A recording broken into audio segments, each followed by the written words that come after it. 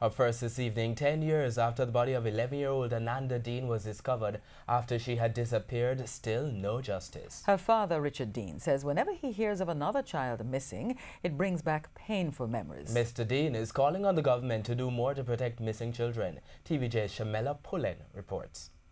A smiling face that stole the hearts of many Jamaicans. That was Ananda Dean in one of her happier moments.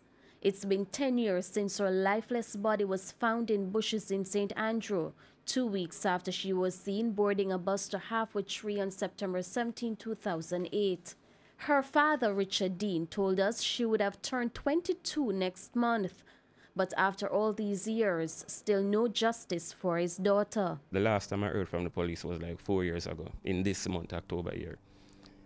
I got a little information because every little thing I heard, I tried to pass it on to the investigating officer, and I haven't heard back from him from then. And when he hears about the recent killing of Shanoya Ray and Yatanya Francis, plus the murder of 14-year-old Raven Wilson in St. Anna a week ago, it only adds further to his pain. And I know exactly what the parents are going through.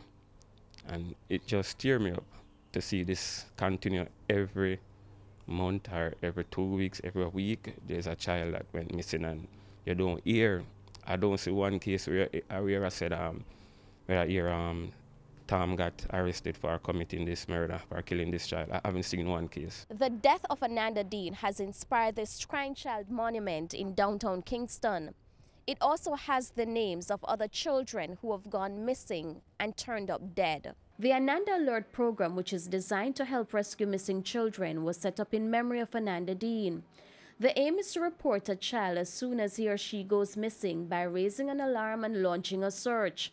But here the children's cry, Betty and Blaine, believes the program isn't as effective as it should be. We will be working with a child who lives in Kingston, and then one day we call the home and they tell us the child is no longer living here. This problem of shifting households is something that must be addressed as well if we're serious about protecting children. Mr. Dean shares a similar view. You never hear the Prime Minister for himself said or come out and say, this is what we're going to do about Ananda Alert.